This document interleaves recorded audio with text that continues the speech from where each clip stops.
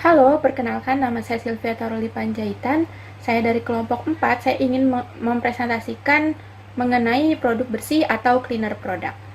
Adapun outline yang akan saya bawakan, yang pertama yaitu definisi dari produk bersih itu sendiri, kemudian manfaat dan fungsi, kemudian prinsip-prinsip dari produk bersih, cara membuat produk bersih itu sendiri, kemudian cara interpretasi dan contoh penerapannya. Adapun definisi dari produksi bersih itu sendiri yaitu strategi pengelolaan lingkungan yang bersifat preventif, terpadu, dan diterapkan secara terus-menerus pada setiap kegiatan mulai dari hulu ke hilir yang terkait dengan proses produksi dan daur hidup produk itu sendiri. Jadi, proses produksi bersih ini juga merupakan salah satu jenis cara untuk recycle dari produk-produk itu sendiri, dan juga tidak hanya untuk pengolahan limbahnya, tetapi ada juga sifat preventif itu sendiri dari produksi bersih. Adapun manfaat dan fungsi dari produksi bersih itu sendiri, yang pertama yaitu untuk meningkatkan efisiensi penggunaan sumber daya alam, di mana maksudnya yaitu dengan pengolahan limbah atau dengan menggunakan metode produksi bersih dapat meningkatkan efisiensi penggunaan sumber daya alam. Misalnya terdapat metode yang namanya fitoremediasi, di mana pengolahan limbah dilakukan dengan memanfaatkan sumber daya alam seperti tanaman, limbah dikubur, kemudian menggunakan tanaman untuk melakukan proses penguraiannya itu sendiri. Kemudian ada untuk mencegah terjadinya pencemaran lingkungan, contohnya seperti limbah-limbah yang dihasilkan oleh rumah tangga atau produksi-produksi seperti deterjen yang tentunya berbahaya bagi kesehatan kita itu sendiri, dan di mana limbah-limbah tersebut dapat mencemari lingkungan seperti air sungai. Kemudian terhindar dari biaya pemulihan lingkungan, di mana apabila kita menggunakan metode produksi bersih ini, kita juga merencanakan dengan baik biaya-biaya yang digunakan, dan juga apabila kita tidak mengolah limbah itu dengan baik, maka akan terjadinya pencemaran lingkungan, yang mana hal tersebut dapat meningkatkan biaya tambahan untuk memulihkan lingkungan apabila lingkungan tersebut sudah tercemar. Kemudian untuk mengurangi terbentuknya limbah pada sumbernya, sehingga dapat minimalisir resiko terhadap kesehatan dan keselamatan manusia serta kerusakan lingkungan. Balik lagi seperti yang poin nomor 2, yaitu pencemaran lingkungan. Contohnya misalnya pemupukan limbah-limbah sampah plastik pada satu titik, di mana dari limbah sampah plastik tersebut menyebabkan adanya pertumbuhan nyamuk. Nah, dari nyamuk tersebut menyebabkan resiko-resiko kesehatan, meningkatkan resiko-resiko kesehatan dan keselamatan untuk manusia. Salah satunya terkena penyakit demam berdarah. Oleh karena itu, produksi bersih ini sangat bermanfaat. Adapun prinsip-prinsip dari produksi bersih, yang pertama itu penanganan dilakukan di lokasi pabrik. Penanganan dilakukan di lokasi pabrik guna untuk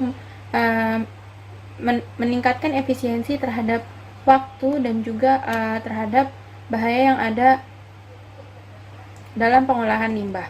Kemudian juga untuk perubahan bentuk limbah dari limbah yang berbahaya menjadi limbah yang kurang berbahaya, atau dengan adanya pengolahan limbah yang sebelumnya merupakan limbah yang sangat berbahaya, dengan adanya produksi bersih, maka tingkat bahaya dari limbah itu sendiri berkurang.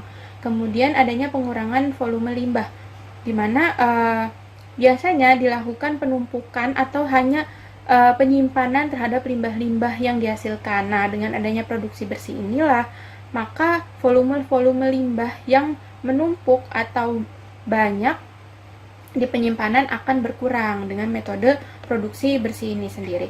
Kemudian yang keempat yaitu resiko dari residu sisa limbah kecil, di mana resiko-resiko yang ada ini contohnya seperti limbah yang dihasilkan oleh limbah rumah tangga seperti kaleng pengharum ruangan atau kaleng obat nyamuk, di mana limbah tersebut merupakan limbah yang mudah meledak. Apabila kita tidak melakukan pengolahan limbah tersebut dengan baik, maka dapat meningkatkan resiko-resiko yang ada terhadap lingkungan maupun manusia itu sendiri. Kemudian yang kelima, penanganan terpadu. Jadi prinsip produksi bersih ini juga melakukan penanganan secara terpadu. Kemudian yang keenam yaitu aspek tindak pencegahan, bukan penyimpanan. Jadi prinsip dari produksi bersih ini selain untuk mengolah limbah itu sendiri, juga untuk mencegah adanya limbah-limbah itu sendiri, sehingga berkurangnya penyimpanan limbah-limbah. Atau dapat dikaitkan lagi dengan poin yang ketiga, yaitu pengurangan volume limbah itu sendiri. Kemudian cara membuat produk bersih, yang pertama itu perencanaan dan organisasi, di mana kita melakukan perencanaan dan organisir nih, di mana proses-proses yang menghasilkan limbah-limbah, khususnya limbah-limbah yang berbahaya, kita lakukan perencanaan mana yang akan kita buat produk bersih. Kemudian lakukan pengkajian, apakah perencanaan ini merupakan perencanaan yang tepat dikaji. Kemudian mengidentifikasi opsi-opsi dari hasil kajian itu, terdapat limbah-limbah yang dapat dibuat produk bersih. Kemudian kita berikan identifikasi opsi-opsi untuk melakukan pengolahan terhadap limbah itu sendiri. Apabila sudah dihasilkan beberapa opsi, kemudian kita analisa kelayakan dari opsi-opsi yang ada, apakah opsi tersebut layak untuk diterapkan. Nah, apabila kita sudah menemukan hasil kelayakannya dari opsi tersebut, kita lakukan penerapan dan pemantauan opsi itu sendiri. Jadi opsinya itu kita terapkan sambil kita pantau apakah opsi ini berjalan dengan baik atau tidak. Apabila terdapat kegagalan-kegagalan dari opsi ini, maka kita lakukan evaluasi menuju ke cara yang terakhir, yaitu perbaikan terus-menerus. Jadi perbaikan terus-menerus ini dihasilkan dari evaluasi yang ada selama kita memantau opsi yang kita lakukan untuk produk bersih itu sendiri, apakah efisien atau tidak. Kemudian cara penerapan produk bersih itu sendiri, yang pertama ada good housekeeping. Good housekeeping ini merupakan manajemen tata letak seperti tempat maupun dokumen berkas-berkas yang ada. Jadi prinsipnya ini mirip seperti prinsip 5R atau ringkas, rapi, resik, rawat, dan rajin, dimana dengan meningkatkan 5R tersebut juga dapat meningkatkan produktivitas kerja. Kemudian yang kedua itu perubahan material input. Dengan adanya penerapan produk bersih, tentunya ada juga perubahan material input, di mana material yang akan digunakan atau bahan baku yang digunakan tetap menghasilkan produk yang sama tetapi menjadi lebih ramah lingkungan. Kemudian adanya perubahan teknologis, di mana dengan adanya teknologi yang lebih maju atau teknologi yang lebih baik, maka dapat melakukan penerapan produk bersih dengan adanya teknologi yang dapat memudahkan dalam pengolahan limbah itu sendiri. Kemudian adanya penghematan bahan baku, di mana tujuan dari produk bersih ini juga untuk menghemat bahan baku yang kita gunakan,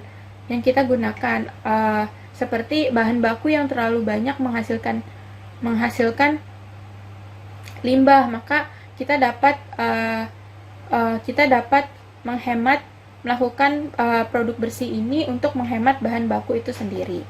Kemudian terdapat contoh penerapan dari produk bersih ini sendiri. Di sini saya menggunakan contoh dari perusahaan manufaktur cat pada bagian produksi cat emulsi dan minyak.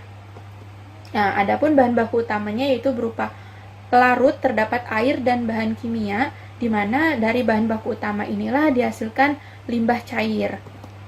Kemudian sumber energi utamanya menggunakan energi listrik sebesar 478-440 kWh. Adapun dari produksi tersebut kita mengidentifikasi opsi-opsi. Kita mengidentifikasi opsi-opsi yang ada. Nah, adapun opsi produk bersih di sini yaitu penambahan amonia. Dengan adanya penambahan amonia setelah langkah pendispersian, maka dapat membantu menurunkan viskositas larutan. Apabila viskositas larutannya berkurang, maka hal tersebut juga dapat mengurangi konsumsi energi. Yaitu di sini saya mengambil contoh berkurang konsumsi energinya itu sebesar 18.000 kWh. Kemudian saya memiliki opsi lain, yaitu dengan memasang unit distilasi, di mana pemasangan unit distilasi ini akan memulihkan pelarut limbah yang dihasilkan dengan perusahaan untuk digunakan kembali. Jadi dengan adanya pemasangan unit distilasi ini, limbah yang dihasilkan oleh perusahaan tersebut dapat digunakan kembali. Nah, dari kedua opsi ini kita melakukan analisa manakah yang lebih layak untuk kita terapkan. Nah, di sini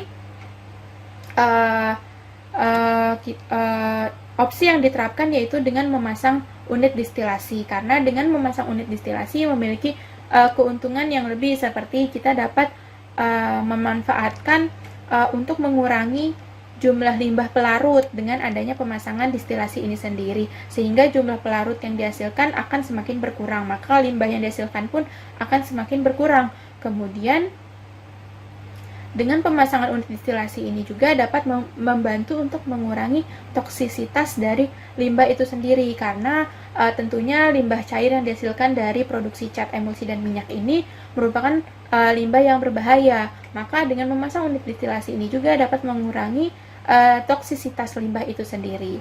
Kemudian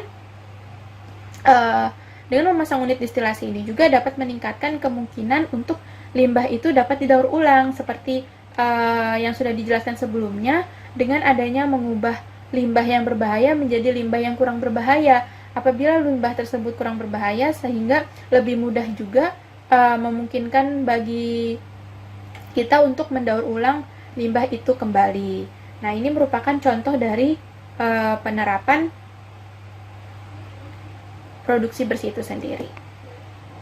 Terima kasih.